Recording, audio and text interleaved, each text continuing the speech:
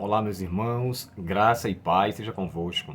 Hoje estamos iniciando a última lição desse trimestre, a lição número 14, e nos chama a atenção o foco que o autor da lição traz no título dessa semana, a essência de Efésios. Eu, particularmente, irmãos, entendo que para mim essa carta, a comparação do que o outro autor da lição, John Fuller, quando ele comenta sobre a carta de Paulo aos Efésios, ele descreve na lição de 2005 que essa é uma carta de relacionamentos, e eu vejo também com a mesma perspectiva.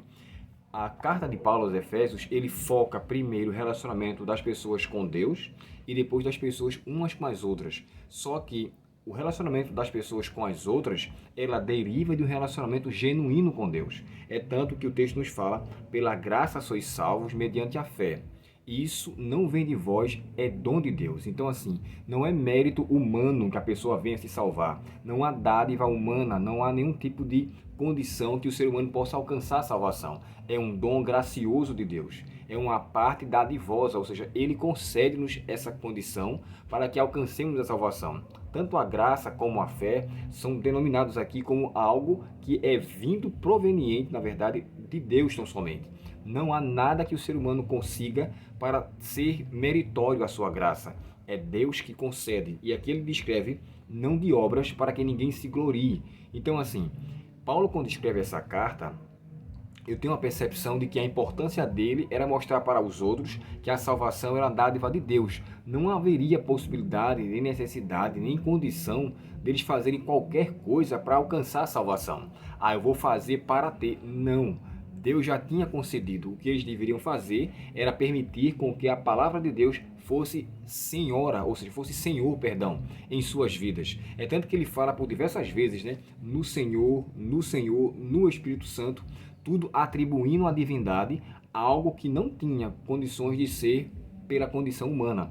E aqui, embaixo ele chega a dizer assim, ó, somos feituras dele, criados em Cristo Jesus para as boas obras. Então, assim, as obras não nos salvam, mas quando aceitamos a Cristo, Ele nos cria nessa condição de gerarmos as boas ações. Então é Ele que efetua o querer como realizar e gera em nós uma natureza diferente da qual tínhamos anteriormente. O autor aqui cita um monumento histórico, na verdade, né, criado por um casal chamado David e Julia, dois arquitetos que passaram ali cerca de 1 ano e meio para construir essa roda gigante que vocês estão vendo aqui agora. Essa roda gigante, ela tinha cerca de 32 cabines, né, ou cápsulas, como vocês estão percebendo. Essas cápsulas, elas caberiam pelo menos 25 pessoas. E curioso, essa roda gigante é bem diferente das rodas que nós conhecemos aqui. Por quê? Perdão. As rodas que nós conhecemos aqui, as rodas gigantes que conhecemos aqui, elas giram praticamente, eu acho que em 3 minutos. Ela já dá um giro praticamente, ou 5 minutos, dependendo do tamanho dela. Enfim, é um tempo curto. Essa roda gigante, ela passa cerca de 30 minutos. E ela, para você andar nela, não é um precinho baratinho, né? Ela custa 25 libras para os adultos, 21 libras para os idosos e 19 libras para as crianças. E deixa eu definir aqui esse valor em libra em real. 25 libras dá em torno de R$ 150, uma vez que cada libra é R$ 6,02. Aí você vai para as 19 libras, as 21 libras dos idosos, ali chega em torno de 114, R$ 115. E as 19 libras para as crianças, que tem um valor de, 150 para os adultos, tá? 126 os idosos e 115 as crianças. Então, existiam os valores ali. E era, de fato, esse nome que é chamado aqui, né, London Eye, ou seja, Olhos de Londres, ou Olho de Londres. E situado na Inglaterra, essa roda gigante é um centro turístico extremamente, como é que eu posso dizer assim, visibilizado pelas pessoas que vão até lá. Eles a consideram, essa roda gigante, como um local, o centro de tudo.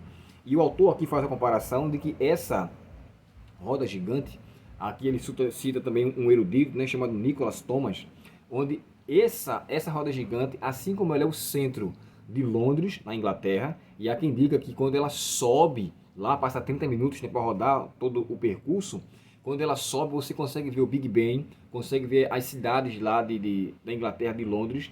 Então, olha uma panorâmica totalmente, sabe, uma coisa deslumbrante. O autor aqui faz a comparação que a carta aos Efésios tem a mesma condição da qual ela nos traz como a importância que ela tem. Ou seja, a carta aos Efésios é uma carta que sobressai nas demais cartas. E assim como todas as cartas de Paulo, né, que Paulo escreveu cerca de 13 cartas, Efésios é o centro. E é interessante que tanto Efésios quanto Colossenses têm mensagens semelhantes, mensagens bem parecidas.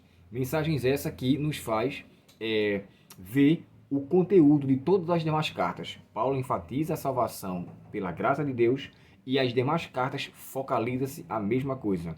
Não tem como haver salvação sem essa dádiva. Então, o centro das cartas de Paulo, segundo o erudito aqui inglês, ela é a carta crucial das demais cartas, assim como também a roda gigante é comparada como centro para Londres. Aqui eu entendo que essa é uma carta, irmãos, que vamos agora fazer o fechamento dela e o propósito dela, da qual foi escrita. Cada dia dessa semana iremos tratar sobre um capítulo.